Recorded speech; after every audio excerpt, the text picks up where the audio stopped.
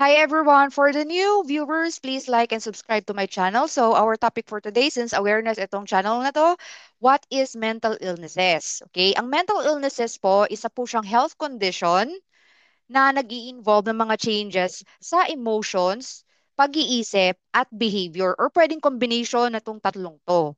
Ang mga common na mental illnesses na madalas nating naririnig, ito yung depression, anxiety disorder, schizophrenia, eating disorder, addictive disorder, at marami pang iba.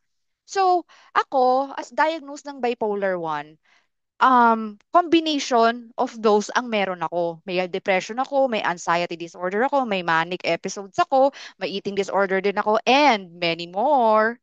Pero I'm good na ngayon. Okay? So, ang mga sa field ng psychology or yung mga mental health specialist, may sinusundan silang libro for them to diagnose what type of mental illness you have. Ito yung tinatawag nilang DSM-5. TR is the latest version or the current version right now.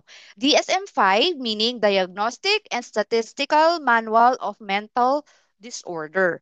So doon nila na-identify through that book kung what type of mental disability you have or kung saang category ka belong. So, bakit ba natin pinag-uusapan to? Bakit yung title mo, caption mo, may ASD?